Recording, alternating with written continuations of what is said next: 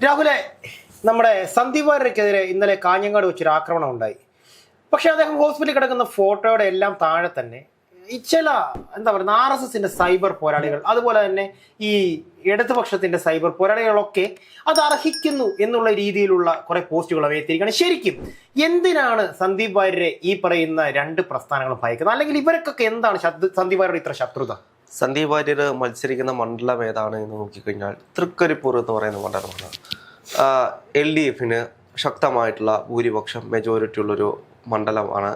സ്വാഭാവികമായിട്ടും ഇന്നേ വരെ അവിടെ ഒരു തവണ മാത്രമാണ് അവിടെ UDF വിജയിച്ചിട്ടുള്ളത്. ബാക്കി എല്ലാ തവണയും LDF തന്നെയാണ് വിജയിച്ചുകൊണ്ടിരിക്കുന്നത്. അങ്ങനെ ഒരു മണ്ഡലത്തിൽ എന്തിനാണ് സന്ദീപ് വാര്യരെ പോലെ ഒരു സ്ഥാനാർത്ഥിക്ക് സീറ്റ് കൊടുത്തത് എന്നുള്ള ചോദ്യങ്ങൾ ആദ്യം തന്നെ ഉന്നയിച്ചിരുന്നു. അതിന് ഏറ്റവും കൂടുതലും ആക്ഷേപം ഉന്നയിച്ചിരുന്നത് അത് സന്ദീപ് വാര്യരെ ബലിയാടാക്കാൻ വേണ്ടിയിട്ടാണ് തൃക്കരിപ്പൂർ കൊണ്ടിട്ടത് എന്ന് ആക്ഷേപം ഉന്നയിച്ചത് ഇവിടുത്തെ സംഘപരിവാർ സംഘടനകളായിരുന്നു. കാരണം BJPയുമായിട്ട് ചേർന്ന് നിന്നിരുന്ന ഒരാൾ ഒരു ദിവസം കൊണ്ട്, അതായത് പാലക്കാട് തെരഞ്ഞെടുപ്പ് കഴിയുന്നൊരു സമയമാകുമ്പോഴേക്കും UDFിലേക്ക് വരുന്നൊരു സാഹചര്യം ഉണ്ടാകുന്നു.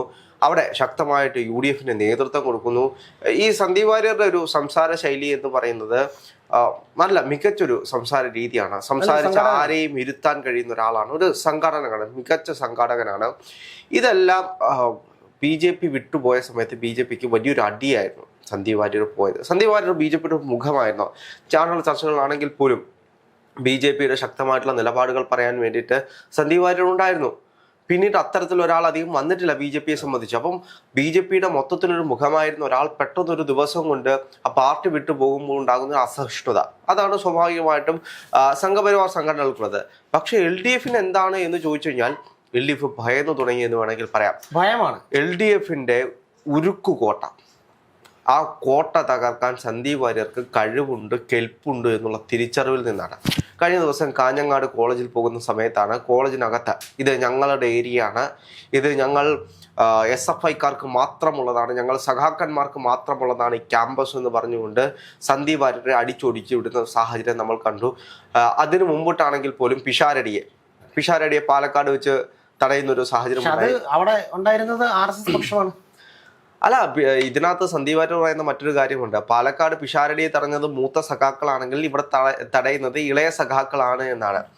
അദ്ദേഹം ആ സഖാക്കൾ എന്ന് ഉദ്ദേശിക്കുന്നത് ഇവർ തമ്മിലൊരു സഖ്യത്തെയാണ്. അതായത് എവിടെ ചെന്ന് കഴിഞ്ഞാലും തടയാൻ വേണ്ടിയിട്ട് CPMന് ശക്തിയുള്ള കേന്ദ്രങ്ങൾ CPM തടയുന്നു, BJPക്ക് ശക്തിയുള്ള കേന്ദ്രങ്ങൾ BJP തടയുന്നു.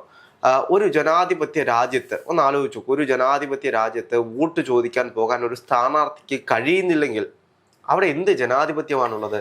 ജനാധിപത്യമൊക്കെ ഈ നാട്ടിൽ മരിച്ചത് 8 വർഷങ്ങളായല്ലോ. കാരണം ജനാധിപത്യം മരിച്ചിട്ടൊന്നുമില്ല. ജനാധിപത്യം മരിക്കാത്തത് കൊണ്ടാണ് ഇപ്പോഴും തെരഞ്ഞെടുപ്പുകൾ നടക്കുന്നുണ്ടെങ്കിൽ ഇപ്പോഴും ഞാൻ പറഞ്ഞ ജനാധിപത്യം മരിച്ചു എന്ന് പറഞ്ഞത് നേരത്തെ ജനങ്ങളാൽ തെരഞ്ഞെടുക്കപ്പെടുന്നു എന്നുള്ളതല്ലാതെ ജനങ്ങൾക്ക് വേണ്ടി നിൽക്കുന്ന ഏത് നേതാക്കളാണ് ഉള്ളതെന്ന് ചോദിച്ചു കഴിഞ്ഞാൽ ആരും തന്നെ ഇല്ല എന്നുള്ളതാണ് അതിൽ ഉത്തരം. ഒന്നാമത്തെ കാര്യം, ജനങ്ങൾ മാറ്റപ്പെടണം. എനിക്ക് വേണ്ടുന്ന നേതാവ് ഇന്നൊരാളാണ്, അല്ലാതെ എന്റെ പാർട്ടി അല്ലെങ്കിൽ എന്റെ ജാതി, എന്റെ മതം, എന്റെ നിറം, എന്റെ രാഷ്ട്രീയം അതല്ലല്ലോ. നാടിന് വേണ്ടുന്നത് ആരെയാണ്, നാടിന് എന്താണ് വേണ്ടത് എന്നുള്ള ഉത്തമ ബോധ്യമാണ് ഓരോ പൗരനും ഒരാളെ തെരഞ്ഞെടുക്കുന്നതിൽ കണ്ടെത്തുന്നത്. ഇന്നത്തെ കാലത്ത് നമ്മുടെ നാട്ടിൽ വികസനമാണ് ചർച്ച ചെയ്യുന്നത് എപ്പോഴെങ്കിലും തോന്നിയിട്ടുണ്ടോ? വികസനം വെച്ചിട്ടാണ് വോട്ട് ചെയ്യുന്നത് എപ്പോഴെങ്കിലും തോന്നിയിട്ടുണ്ടോ? വികസനമാണ് ചർച്ച ചെയ്യപ്പെടുന്നത്, വികസനത്തിലല്ല വോട്ട് ചെയ്യുന്ന സാധാരണപ്പെട്ട ആളുകൾ എപ്പോഴും നോക്കിക്കോ, അടിത്തട്ടിലുള്ള ആളുകൾ എപ്പോഴും അവർക്ക് ആക്സസ് ചെയ്യാൻ കഴിയുന്ന നേതാവാണോ, അവരുടെ സുഖദുഃഖങ്ങളിൽ വരുന്ന നേതാവാണോ? ഇത് മാത്രമാണ് അവർ നോക്കുന്നത്. അല്ലാതെ വികസനം ഒന്നും നോക്കി അധികം 1-2% ആളുകൾ കാണും. ഞാൻ പറയുന്നത് ഈ വോട്ട് നേടുവാൻ വേണ്ടി ഉപയോഗിക്കുന്ന തന്ത്രം എന്ന് പറയുന്നത് വികസനമാണ്. ഇതിപ്പോ ഈ 14 ജില്ലകളിലെ 140 മണ്ഡലങ്ങളിൽ കൂടെ നമ്മൾ പോയി കഴിഞ്ഞാലും എല്ലായിടത്തും പറയുന്ന ക്യാപ്ഷൻ എല്ലാം തന്നെ വികസനം വികസനം വികസനം എന്നുള്ളതാണ്. ഇവരെന്താണ് വികസിപ്പിക്കുന്നത് എന്നുള്ള അറിയില്ല. നമ്മൾ ഒരു വികസനങ്ങളും വലിയതൊന്നും കണ്ടിട്ടില്ല. വികസനങ്ങളുള്ള സ്ഥലങ്ങളുണ്ട്, എന്നാൽ വികസിക്കാത്ത സ്ഥലങ്ങളുണ്ട്. നമ്മുടെ ഈ ചെറിയ ആലുവയിലേക്ക് നോക്കിയാൽ തന്നെ വികസനം വന്നിരുന്ന റോഡുകൾ പലതും ചുരുങ്ങിപ്പോയ ചരിത്രമുണ്ട്. അങ്ങനെയാണെങ്കിൽ ഞാൻ ചോദിക്കുകയാണ്, ഈ 10 വർഷക്കാലം കൊണ്ട് പിണറായി സർക്കാർ പൂർത്തീകരിച്ച, അവര് തറക്കല്ലിട്ട്, അവര് ഉണ്ടാക്കി, അവര് ഉദ്ഘാടനം ചെയ്യിപ്പിച്ച് ഉണ്ടാക്കിയ വലിയൊരു പ്രോജക്റ്റ് ഏതാണ്? നിങ്ങൾ പ്രോജക്റ്റുകൾ നോക്കുകയാണെന്നുണ്ടെങ്കിൽ ഈ പറയുന്ന ഉമ്മൻചാണ്ടി സാറ് ഉമ്മൻചാണ്ടി സാറ് തറക്കല്ലിട്ടതല്ല, പിണറായി വിജയന്റെ ഐഡിയയിൽ തോന്നി പിണറായി വിജയൻ കല്ലിട്ട് പിണറായി വിജയൻ ഉണ്ടാക്കിയ ഒരു പദ്ധതി ഏതാണ്? രാഹുൽ അങ്ങനെ നോക്കുകയാണെന്നുണ്ടെങ്കിൽ ഇവിടെ ഒരു കേരളയിൽ കൊണ്ടുവന്നപ്പോഴേക്കും ജനങ്ങളല്ലേ എതിരായിട്ട് നിന്നത്? കേരളിനെ സംബന്ധിച്ച് നമ്മൾ ഒരുപാട് കേട്ടാണ്. എനിക്ക് തോന്നുന്നു അതിന്റെ പേരിൽ ഏറ്റവും കൂടുതൽ ആക്ഷേപം കേൾക്കുന്ന ഒരു MLA നമ്മുടെ തൃക്കാക്കര MLA ഉമാ തോമസ് ആണ്. ആർക്കാണ് ഇത്ര നേരത്തെ പോയിട്ട് എന്ന് ചോദിക്കുന്നൊരു സാഹചര്യം അവരുണ്ടായിരുന്നു. അപ്പൊ അതിനെതിരെ ആക്ഷേപിക്കുന്നത് നമ്മൾ കണ്ടതാണ്. പക്ഷെ ഒന്ന് ആലോചിച്ച് നോക്കൂ, പിണറായി സർക്കാർ നടപ്പിലാക്കിയ ഒരു വലിയ പദ്ധതി ഏതാണ്?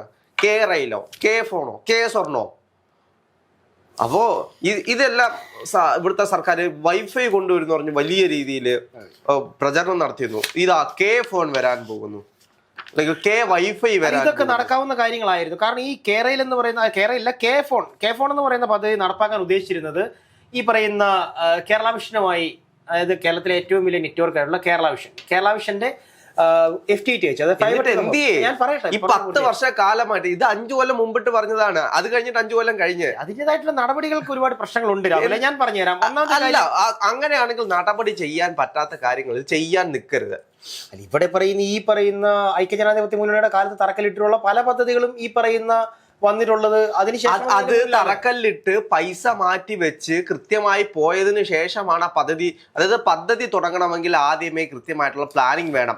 പ്ലാനിങ് ബോർഡിൽ കൊടുത്ത് അവിടെയാണ് ഈ ഒരു പദ്ധതി പറയുമ്പോൾ, ഈ കെ ഫോൺ എന്ന് പറയുന്ന പദ്ധതിയിലേക്ക് വരുമ്പോൾ അതിന് കൃത്യമായ ഒരു പ്ലാനിങ് ആണ്. ഒന്നാമത്തെ കാര്യം, ഒരു നെറ്റ്വർക്ക് അല്ലെങ്കിൽ ഒരു വൈഫൈ നെറ്റ്വർക്ക് എന്ന് പറയുന്നത് ഇന്ന് തീരുമാനിച്ച് നാളെ ചെയ്യാവുന്നതല്ല. അതിന് വർഷങ്ങളുടെ ഇത് വേണം. കാരണം FTTH വഴിയാണ് ഇവർ ഉദ്ദേശിച്ചിരുന്നത്. നിങ്ങളുടെ ഫോൺ 4G നിന്നും 5G ആയിട്ട് എത്ര കാലമായി? എന്റെ ഫോൺ 4G നിന്ന് 5G ആയിട്ട് വിത്തിൻ 1 ഇയർ ആയിട്ടുണ്ട്, ഏകദേശം 1 ഇയർ. ഇപ്പോ 6G വരാൻ പോവാണ്, അറിയാമോ? അപ്പോൾ സ്വാഭാവികമായിട്ട് 1 കൊല്ലം കൊണ്ടാണ് ഈ നെറ്റ്വർക്ക് മാറി പോകുന്നത്. അപ്പോഴാണ് പഴയ കാലം തൊട്ട് ഉപയോഗിച്ചു വരുന്ന ഈ വൈഫൈ കൊടുക്കാൻ വേണ്ടിട്ട് ഇത്രയേറെ ബുദ്ധിമുട്ട്. അല്ല, കേരളയിൽ എടുത്ത് നോക്കൂ, കേരളയിൽ എന്തുകൊണ്ടാണ് സർക്കാരിന് കൊണ്ടുവരാൻ പറ്റാതെ പോയത്? ജനങ്ങളുടെ എതിർപ്പ് മാത്രമല്ല, ഡിസാസ്റ്റർ മാനേജ്മെന്റ് അവർ ചെയ്തിട്ടുണ്ടോ? അതുകൊണ്ട് ഓരോ പദ്ധതികളും ചെയ്യുമ്പോൾ അതിന് വേണ്ടുന്ന പഠനങ്ങൾ നടത്തണം. ആ പഠനങ്ങൾ നടത്തിയിട്ട് കേരളത്തിന്റെ അവസ്ഥ അറിയാം. 2018 ശേഷം എല്ലാ വർഷവും പ്രളയം നടക്കുന്ന ഒരു സ്ഥലമാണ് കേരളം എന്ന് പറയുന്നത്. കേരളം ഒരു ബോംബ് പോലെയാണ് നിൽക്കുന്നത്. അവസാനം നമ്മൾ കണ്ടതാണ് ചൂരൽമല വയനാട് ദുരന്തം. അതിലുണ്ടായിട്ടുള്ള ദുരന്തങ്ങളുടെ പേരിലാണ് ഇപ്പോഴും വലിയ രീതിയിലുള്ള പ്രശ്നങ്ങൾ നടന്നുകൊണ്ടിരിക്കുന്നത്. ആ നാട്ടിലാണ് നമ്മൾ ജീവിക്കുന്നത്. ഇവിടെ ഇത് മാത്യു കുഴുന്നാള് നടത്തിയ പത്രസമ്മേളനത്തിൽ അദ്ദേഹം ഒരു വോയിസ് ക്ലിപ്പ് പുറത്തുവിടുന്നുണ്ട്. എന്താണ് അന്ന് നടന്നിട്ടുള്ള പ്രളയം, അത് മാൻമേഡ് പ്രളയമാണ് എന്ന് പറഞ്ഞിട്ടുള്ളത്. ഡാം തുറന്നു വിട്ടിയാന്ന് എല്ലാവർക്കും അറിയാം. ഒറ്റ രാത്രി കൊണ്ട് വെള്ളം മുങ്ങിയപ്പോഴത്തേക്കും എന്നാ ഡാം അങ്ങ് തുറന്നു വിട്ടേക്കാൻ പറഞ്ഞ് തുറന്നു വിട്ട് ഇവിടുത്തെ ജനങ്ങള് വെള്ളം മുങ്ങി ചാവാൻ പോയത് നമ്മൾ കണ്ടതാണ്. എത്ര നാശനഷ്ടം ഉണ്ടായി, എത്ര പേർക്ക് പൈസ കൊടുത്തു. ഇപ്പോഴും കിടപ്പുണ്ട് സർക്കാരിന്റെ അക്കൗണ്ടിൽ അന്ന് പിരിച്ച പൈസ. ആ പൈസ ഒരെങ്കിലും കൊടുക്കാൻ കഴിഞ്ഞിട്ടുണ്ടോ? എത്ര കോടി രൂപ പിടിച്ചു, ഇപ്പോഴും അതിനകത്തുണ്ട്. സർക്കാർ അതിനകത്തുനിന്ന് മുക്കാത്ത ഏത് പൈസയാണുള്ളത്? ഓഖി ദുരന്തം ഉണ്ടായി, അതിൽ നിന്നും പൈസ പിരിച്ചില്ല, ഇപ്പോഴും അക്കൗണ്ടിൽ കിടപ്പുണ്ട്. അതിൽ നിന്നും എടുത്തിട്ടാണ് ഓരോ പദ്ധതികൾക്കും കൊടുക്കുന്നത്. ഇതെല്ലാം സാധാരണപ്പെട്ട ജനങ്ങൾ ഇവിടുന്ന് കൊടുത്തതാണ്.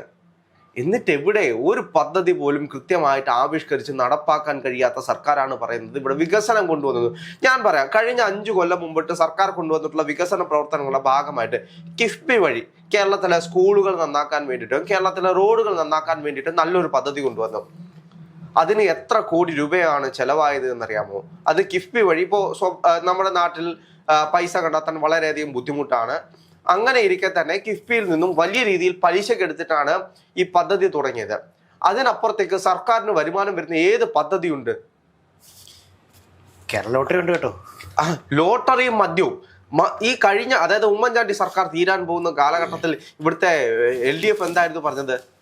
സമ്പൂർണ്ണ മദ്യനിരോധനം. മദ്യനിരോധനമല്ല, മദ്യവർജനം. കള്ളം പറയുന്നവരെ തിരിച്ചറിയുക. എന്നിട്ട് ഇന്ന് എത്ര ബാറുകളുണ്ട്, ഇന്ന് എത്ര ബിവറേജസ് കോർപ്പറേഷൻസ് ഉണ്ട്? ഇതിൽ പലതും ഇവിടുത്തെ MLA പറയാണ്. മുക്കിനും ബാറും ബിവറേജും ഉണ്ടാക്കിയിട്ടാണ് ഈ സർക്കാർ പറയുന്നത് മദ്യവർജനം ഞങ്ങൾ അന്നേ ചെയ്യാൻ. പറഞ്ഞിട്ട് കാര്യമില്ല. ഈ സർക്കാർ കൊണ്ടുവന്നൊരു പദ്ധതി. സർക്കാരിനെ സംബന്ധിച്ച് മറ്റൊരു കാര്യമുണ്ട്, സർക്കാരിനെല്ലാം ഡോക്യുമെന്റ് ചെയ്യാൻ കഴിഞ്ഞിട്ടുണ്ട്. 10 വർഷം കൊണ്ടുവന്നിട്ടുള്ള ചെറുതും വലുതുമായിട്ടുള്ള എല്ലാ കാര്യങ്ങളും ഡോക്യുമെന്റ് ചെയ്യാൻ സർക്കാരിന് കഴിഞ്ഞിട്ടുണ്ടായതുകൊണ്ട് മാത്രമാണ് സർക്കാരിന് ഈ ഒരു ആശ്വാസവും കോൺഫിഡൻസും. അല്ലാതെ സർക്കാർ കൊണ്ടുവന്നു എന്ന് പറയാൻ കഴിയുന്ന പദ്ധതികൾ ഒന്നും തന്നെ ഇല്ല. എന്തായാലും രാഹുലെ, നമ്മൾ വിഷയത്തിൽ നിന്ന് വളരെയധികം തെന്നി മാറിപ്പോയി. നമ്മുടെ വിഷയം സന്ദീപ് വാര്യരായിരുന്നു.